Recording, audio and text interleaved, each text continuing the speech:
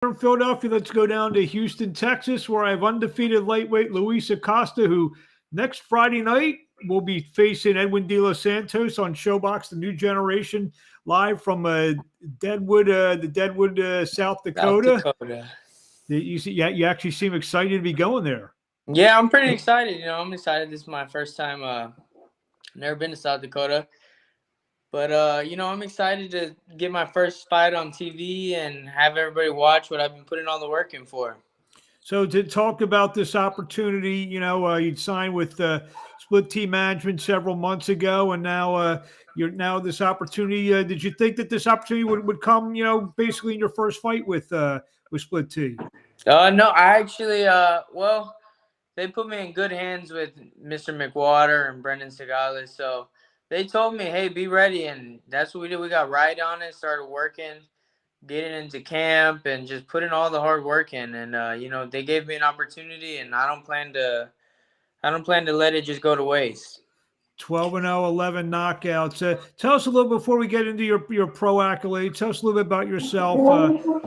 Growing up in the sport, when did you start to fight? I know you had family members who were fighters as well. Yes, sir. Well, actually, I kind of started a little late. Well, to the boxing world, most kids start when they're like 8 and you have all the amateur fights. But I actually started when I was 16. Almost 17. So my dad and my uncles, they've grown up in the sport of boxing, always liked it, and they used to train when they were little and growing up also. And so they wanted, when you have your kids, I guess they wanted us to join. I have two other brothers. They're both younger. And so they would try to get us into it, and we never really took to it. It was just kind of like, nah, we don't really like it. Like, kind of just, it was like a hassle to just go to the gym and put the gloves on and go hit the bags. And so we just stopped. He gave up trying to do it, and one day I saw him watching boxing fights on YouTube, and I was like, I kind of felt bad, like my dad wanted me to do something, and to just at least spend time with him to do this sport we like. Well, now we like. And so I told him, I said, hey, you wanna start boxing? And he was like, yes. He was like, yeah, man. He's like, let's start tomorrow. And I was like, all right, well, let's start. And I said, but I don't want to go to no gym. I said, I don't like gyms. I don't like people like watching me, coming over. Hey, you got to do it this way, or you're not doing your jab right. And, I never really liked that stuff. So we started our own little training camp in the back, and, the two of us became a team in the backyard. And slowly, we started creating a gym back there. We got the ring now. We got the punching bags, the double ends, the speed bags. We actually have 2 rings now. Put a roof over it. We have all the weights and the. So this is all in the backyard. Yes, this is all in the backyard. Yeah, we put a roof over it and everything, and have everything for the conditioning and. We have an acre backyard, so we put it right way in the back. So it wouldn't be like right when you walk in the back either. It's just a big old gym, so. So do you have the fact you have 2 rings? I mean, you have other fighters like set up camp there that beside you, or No, actually just me. My dad just invests his time in me, and he never wanted to have a whole bunch of fighters because, well, he told me that when you go to a gym and you have so many fighters, you really can't tune into one fighter too much. And he said if he was gonna do it with anybody, it'd be his son. So we have 2 rings actually because the first ring we got was little floor rings that you put on the floor. Yeah. It's just a little one. So we bought that one, and we put like a deck kind of. We raised it. We raised it off the floor. And so when we got a little opportunity, he actually got a bigger ring, and we set it up also. And my brothers can use it and stuff, and so everybody could have a little chance. But they just do it to work out. They're not fighting. Yeah, I was about to ask if your brother's involved in the sport. So basically, you have all your sparring partners. They come over. I mean, they hang out and they come over. Yeah, and I've had a couple friends come over. I mean, well, I consider them friends. Come over, and we've done some sparring, and just with us, not going out and not trying to show off or anything. Like, hey, come to my gym or no. But we usually go to Main Street Boxing to go spar over there, and we spar with, oh man, those guys are real champions over there. Every one of them. They're all good people. Who's over there? Because I know there's a lot of good fighters down in Houston. Oh yeah, we got Oshaki Foster. We have Mr. Well, I call him Mr. Trout, but Austin Trout goes over there. We have. I know Austin. He's not that old to be calling him Mister. I know. Right? He said, "Hey, don't call me Mister." I was like, "Man, it's just the respect, though, you know." We have El Michoacan, Miguel Flores. We have Pablo Cruz, Jesse Garcia. We have Isaac. Man, there's so many people there that help us work. Alexis Garcia, also. So many people. They all help us out there over there. So a lot of good work over there. So now we're preparing. First 12 fights, 11 ended early in knockout. You consider yourself a power puncher, or the knockouts have just come? I've been told I hit hard. I don't look for it, but you know, I just take my time, and you know, if it comes, it comes. I'm not in a rush to, you know, go headhunt or in a rush to get the fight. You know, that's when mistakes happen. So I like to take my time, and not too much time, but. So now we got the big fight with Edwin De Los Santos, who has a similar record in the sense that you have 12 wins, 11 knockouts. He has 13 wins, 12 knockouts. The one difference is he suffered a setback in his last fight against William Foster, ironically, just 2 months ago on ShoBox. So what did you make of that fight when you saw him, and what do you think of De Los Santos in general? You know, I think he's a good fighter. I've been told he's a good fighter. I don't really try to watch too much video of my opponents because it just puts, you know, a little more in my head, like a little more, not worry, but it just adds on to things I gotta, you know, start doing. So I leave that to my trainers, my dad. I leave him to watch the videos. He works on what we need to do. But I've heard good things about him. I've heard he's a good fighter. He comes out to put his work in. So, you know, we're gonna meet up on the 11th, and the better man is gonna win that night. Whoever trained. Gotcha. So I know I believe his last fight was at 130. He's moving up to 135 now, I guess, to fight you. So I know you mentioned Mr. McWhorter, Dave. Talk about that. You know, he's the reigning manager of the year. You know, you see the 60, 70 type plus fighters he has.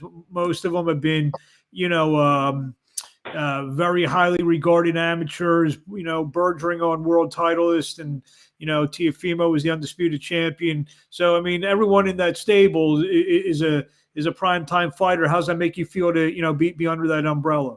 Man, it actually makes me feel pretty blessed, you know, like you know, we never really had too many opportunities, but somehow he answered our email and gave us a hell of an opportunity, and I'm pretty excited about that. It's just, and then all the pedigree and the background he has, and you know, for him to look at us and give us a chance to see what we have, it's really a blessing, and it feels good knowing that, you know what, like all the hard work we've put in and all the little setbacks, like, oh, maybe it won't work, or well, let's keep trying, maybe it won't work, let's keep trying, and fights getting canceled, and then finally, you know, we got the email got answered, and you know, so we're here now, and it feels really good.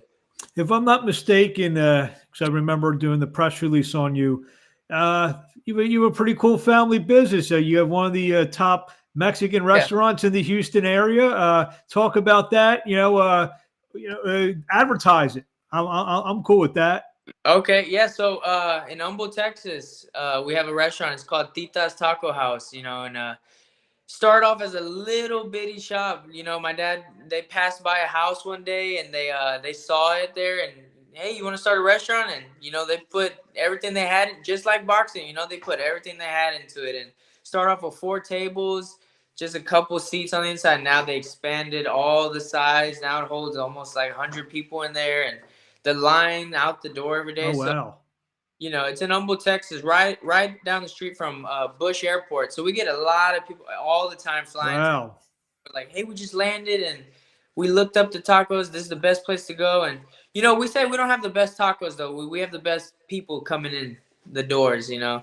So it's good. We have everything, all kinds of foods. All the, I don't know if you're familiar with the barbacoas, the chicharrones. We have all kinds of breakfast, all kinds of meat, and everything is handmade too. So the flour tortillas Oh handmade, wow. the tortillas de maíz, the corn ones, handmade also. I think you're making me want to. I think you just decided dinner for me tonight. I think I know what I want tonight. Yeah. Right. I'm a burrito guy. I'm a burrito Oh, guy. yeah. And it's good. You can see and the kitchen is open, so you can see everybody cooking everything fresh right there, rolling out the tortillas and everything. So So the next time I go to Houston, I'm gonna oh, let you. sure. I'm gonna let you know. So I'll let you know beforehand. This one went ready for me. I'm a plain eater, so I just want a plain burrito with chicken, rice, and onion. You do that for me there?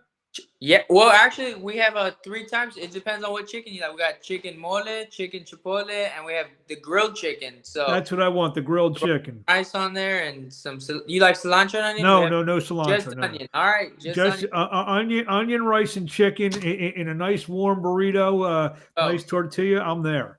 yes, sir. That's what it is.